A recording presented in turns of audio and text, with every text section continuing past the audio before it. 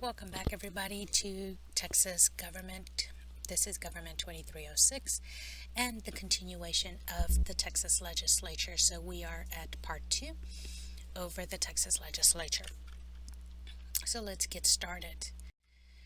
We're going to touch here on the legislative committees.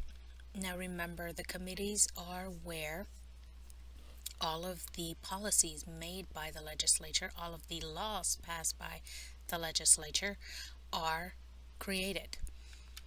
So the committees are classified based on function, membership, and longevity. Some of these committees are a standing committee, a subcommittee, conference, joint, special, and ad hoc. Now, a standing committee, to go back up to the top of the list, is a committee that exists from legislature to legislature. You have them both in the House and in the Senate, so it is always going to exist. A subcommittee, of course, is just what it sounds like. It is a committee under one of these other standing, conference, joint, or special, and it is assigned specific special duties. Conference committee, these terms are very self-explanatory. Of course, they are in charge of legislation that has been passed from the standing to the conference, in which case they will then discuss the merits of the proposed legislation. A joint conference, or a joint committee is made up of members from both the House and the Senate. It is their job to reconcile both the House version and the Senate version of the same bill, and then come up with a bill that will be voted on by both chambers. A special committee is created when the governor has a specific project or a special project that he or she would like to get passed, and it is usually made up of members from both chambers, and it is very specific to a social subject or a specific agenda that the governor is trying to get passed.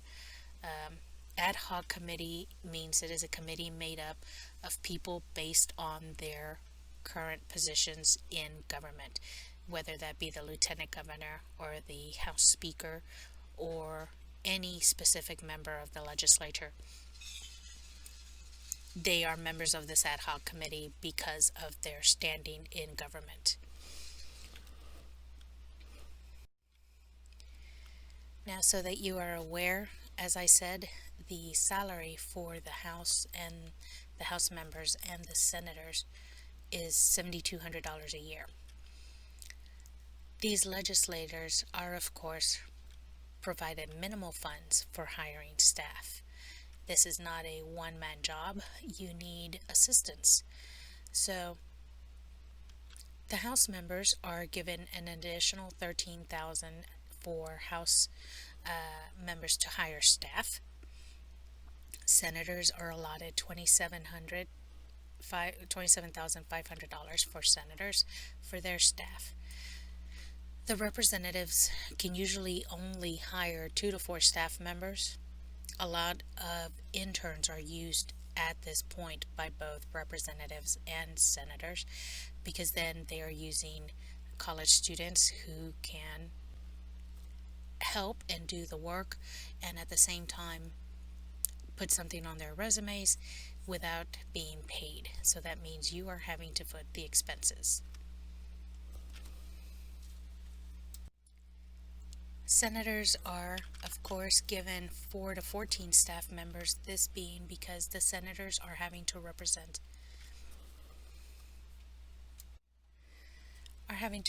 so many more people. The senators, remember, there's only 31 of them, and their constituents equal out to over 800,000 people, so they are allotted, usually with the money they are given, 4 to 14 staff members. Of course, they also use interns so that they have the assistance without having to necessarily spend wage or pay them.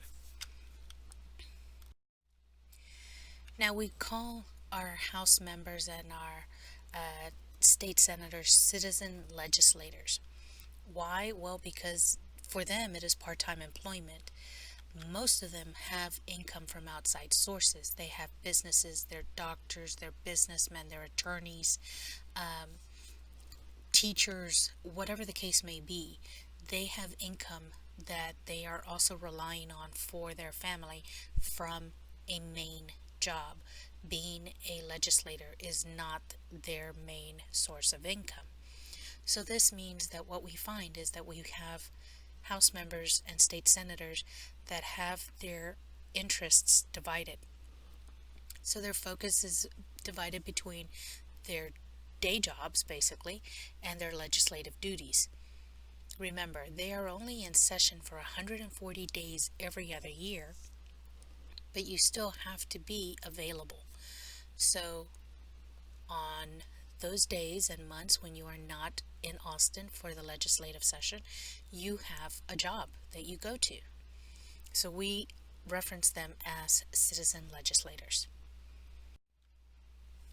Of course, as I started to mention before, the terms for the senators and the representatives. The senators serve for a 4-year staggered term, meaning none of the senators will all be up for re-election at the same time.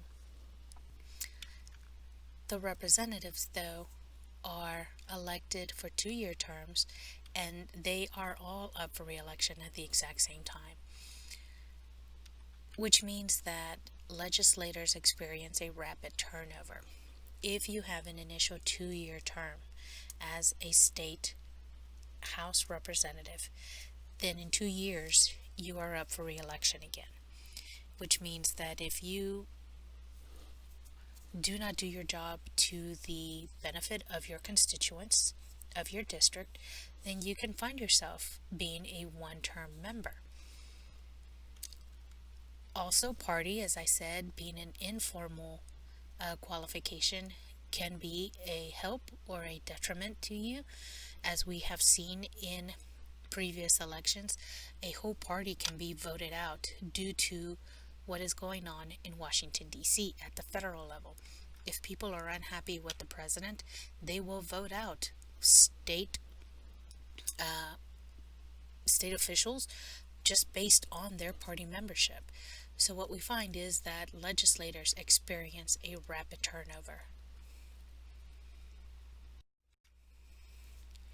Now, continuing with the terms of office, there are factors, of course, that lead to the diminishing legislative effectiveness, meaning your legislators are not always effective due to low salaries. As I've mentioned before, both members of the House and the Senate only get paid $7,200 a year.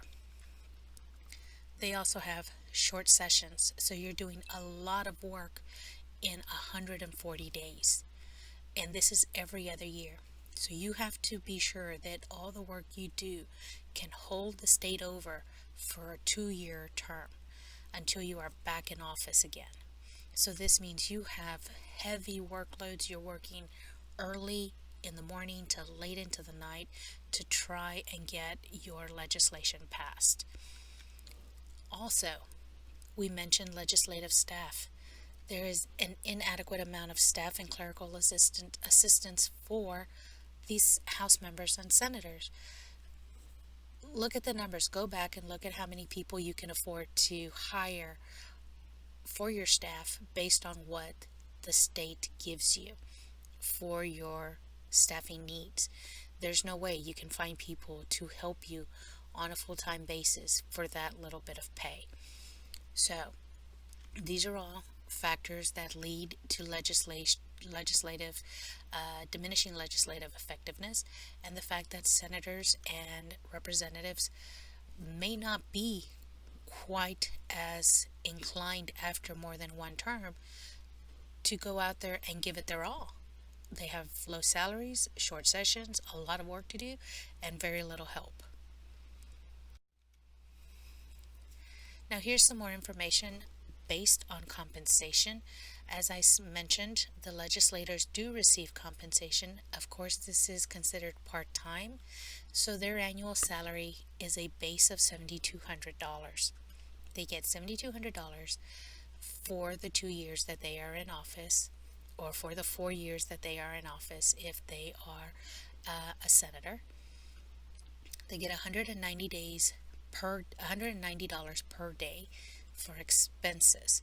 This is for both regular and special sessions. So that means that in 1 year, for a regular session, 140 days, you will make $33,800 a year for a regular session. So in 2 years, in a 2-year term, if you are a House member, you will make $41,000. Now, the question comes back around. Is it worth it to be a legislator in the state of Texas? Remember, part-time work, low pay, lots of work. You do, however, get a travel allowance reimbursement when the legislature is in session. So you will get money for mileage or for travel that you have to do while the legislative session is ongoing. Keep in mind, though, Texas legislators have not received a raise since 1975, and they can give themselves a raise, yet they have not voted to give themselves a raise. So the last raise they received was in 1975. I've given a link to a comparison of the Texas legislature pay to other states and to the federal level. Click through so you can see the discrepancies when it comes to other states and, of course, at the federal level where they receive so much more money. But keep in mind, being a Texas state legislator means that you are only doing this for a short period of time. It is not a full-time, year-round job. So keep this in mind when you consider this pay. Now, the state of Texas does have a very limited session. As I mentioned, it is 140 days long. It starts on the second Tuesday in January in odd numbered years. So that is every other year they will meet for 140 days. Texas is the only legislature in the 10 most populous states that meets biennially. Biennially means every 2 years. So for being a very populous state, we are only meeting once every 2 years for 140 days. We are not a full-time legislature. The question comes, should we be? Should we just have a full-time legislature that meets continuously as the federal government does, so that we can be more aware of the needs of the state? We've been as a biennial legislature for many, many years, and it does not seem to be a change that people want. But should we consider it? So these are all questions that you should think about and consider when we talk about the legislature in the state of Texas. Continuing with the limited session, I mentioned special sessions, and the governor is the only one who may call a special session. The special session would start immediately after the end of the 140 days. It would last for only 30 days. Calling a special session is very unpopular with both the public and the legislators.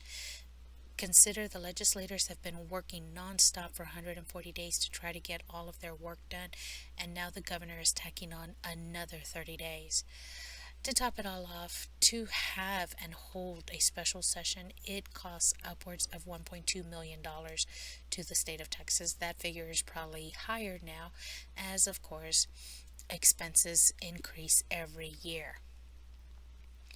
When it comes down to it, the special session works against everything that the legislative session is. which is very deliberate, it's very orderly, it is very procedural, and they have, in a special session, it usually works against the public interest. The governor will only call a special session for one specific topic that was not addressed or fully addressed in the legislative session. That is the one and only subject that can be broached in a special session, so it is very specific when it comes right down to it. Now, lastly, I have given you two short videos to watch. They're informative. They are not anything that would include testable material. I just want you to see what is open and out there for you. So the first video is day one of the legislative session that ended in 2019, and it tells you and it shows you what happens in the legislature. And of course, the other ones are links to videos from prior legislative sessions. These are from the House chamber in the legislature. So be sure to click through, take a look at it. These are open links in the PowerPoint on Canvas. If any of the links do not work or you have any problems, please be sure to email me and let me know. Otherwise, if you have any questions about anything, any part of the Texas Legislature, give me a shout. Drop me an email and let me know what your concern is or what your question is, and I will be more than happy to answer it. And then if it's something that the class is more than happy or would be more than welcome to share, it is probably something that somebody else has also considered. I will share it with the class. But otherwise, I look forward to speaking with you next time, which will be the committees section. I will delve more into the actual committee work of the legislature. Until then, I will see you guys at that point, and I hope y'all have a good day. Bye.